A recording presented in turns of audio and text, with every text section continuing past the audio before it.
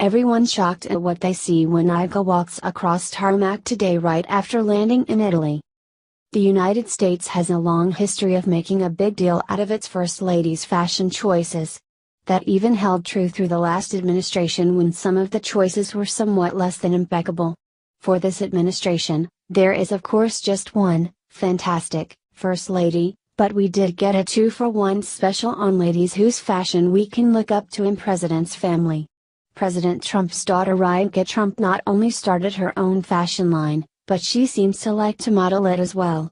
Even though she did step down from her company in order to work as her dad's advisor, she hasn't stepped away from her fashion since.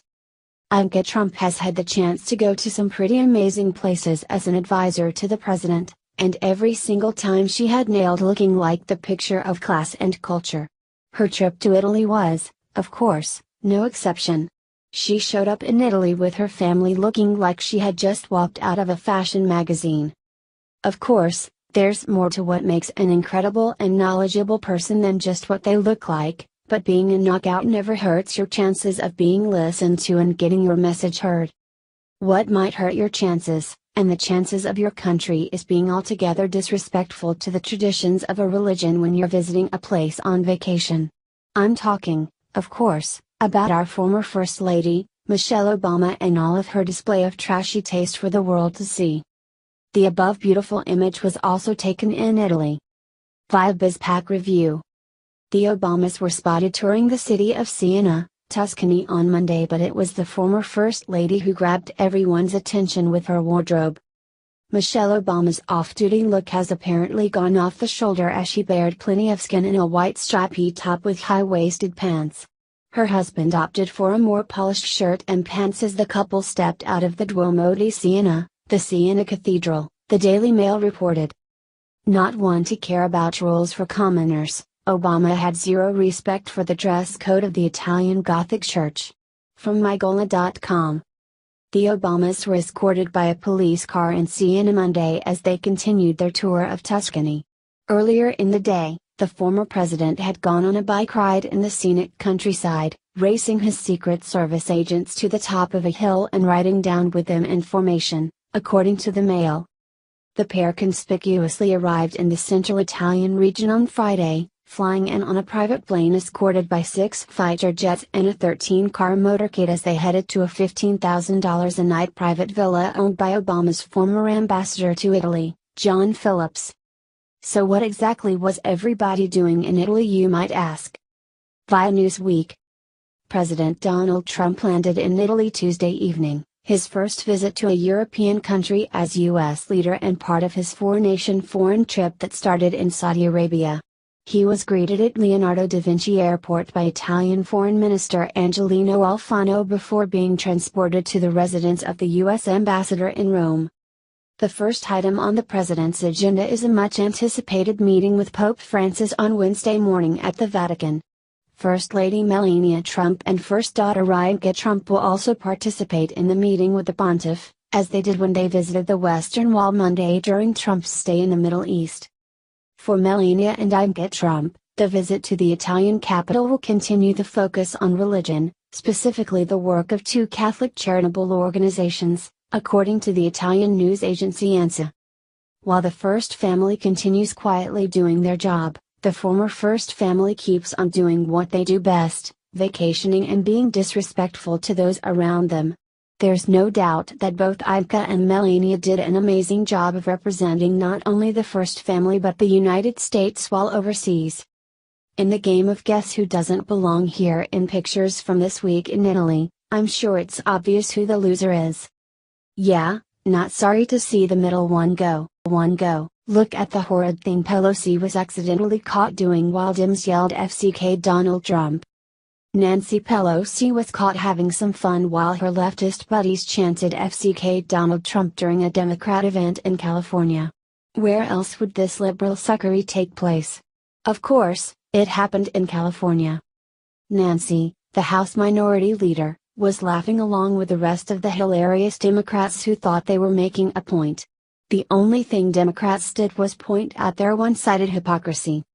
If Republicans gathered and chanted FCK Obama, Then you'd hear and see the race card flying faster than a jet breaking the speed of sound. And let me tell you, at least I did, chanted FCK Obama on a daily basis because he was a horrible president. Guess what, folks? I'm not a political figure in a position of power. I'm not a role model or a person that anyone needs to look up to, or associate with, for future employment or gains. I can happily chant FCK Obama whenever I want, and it doesn't matter. It doesn't matter that people chanted FCK Trump, not one bit at all. Those Democrat hags can chant whatever they want. No one really cares or listens to what Democrats say anymore. The problem isn't that people were chanting mean things about Trump. The problem is that these are professionals who are expected to behave like professionals. Instead, they're acting like little Antifa cronies who emerged from mom's basement to have a gathering of losers to say F words together. If a popular rapper chanted this, then sure, it makes sense. It doesn't make sense when people in business suits who are elected to run our country act like 12-year-olds in a schoolyard at recess. While it may have been a fun moment, it also made them look more desperate and irrelevant than ever.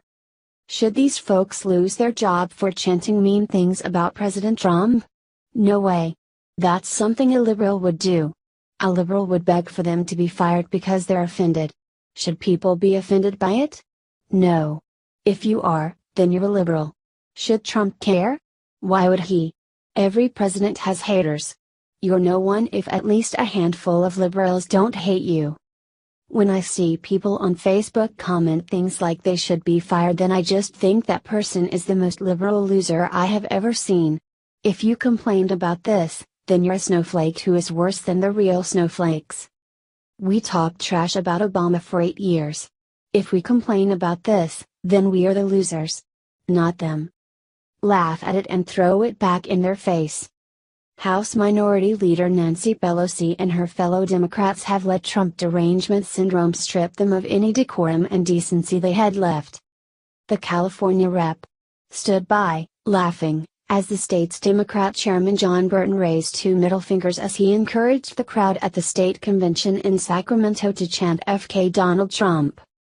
Democrat leaders at the convention used their time to deride President Donald Trump and beat the familiar drum of tying him to Russia, the Associated Press reported. Anyone else sick of hearing about Russia? I could not care less about Russia. Trump and Putin could be gay lovers tomorrow and I wouldn't care. I didn't vote for Trump because of anything Russia said or did.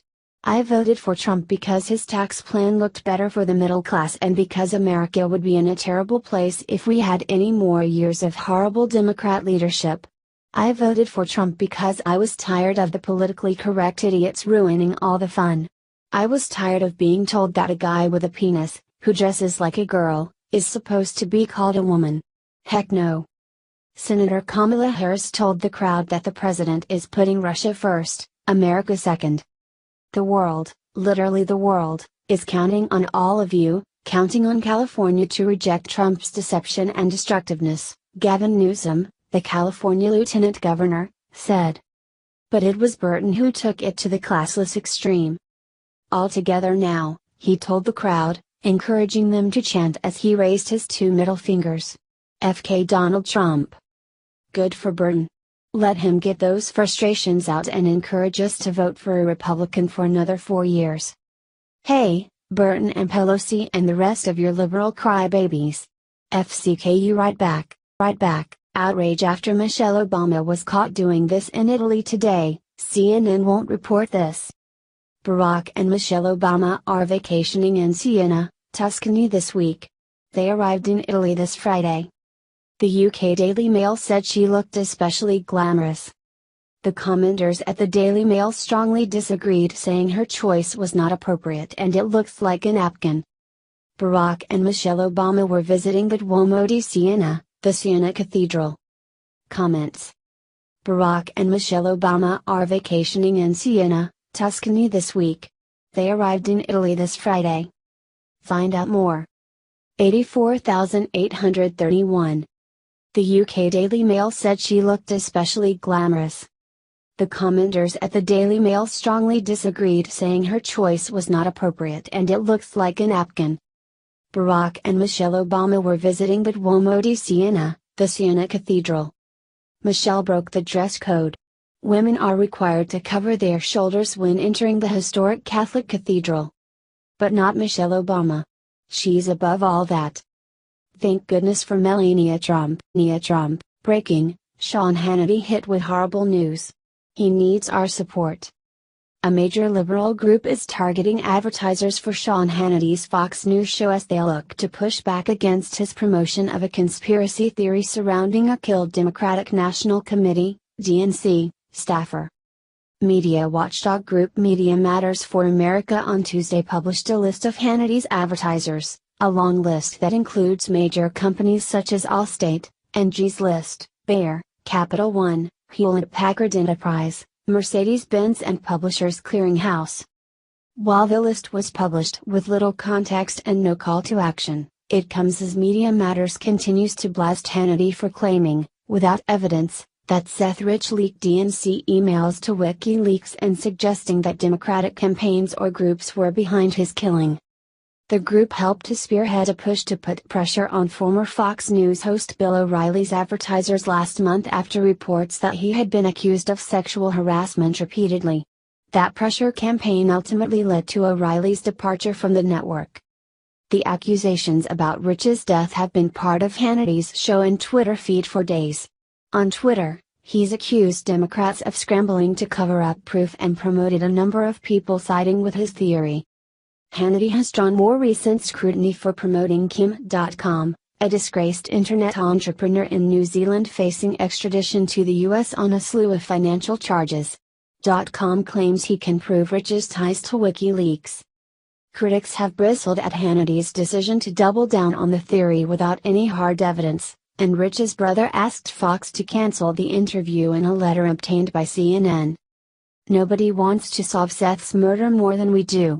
However, providing a platform to spread potentially false, damaging information will cause us additional pain, suffering and sorrow, Aaron Rich wrote. The conspiracy theory has swirled on the right for months, but a recent story by a Washington Fox affiliate fanned the flames, claiming an investigator hired by the family found evidence connecting Rich to WikiLeaks.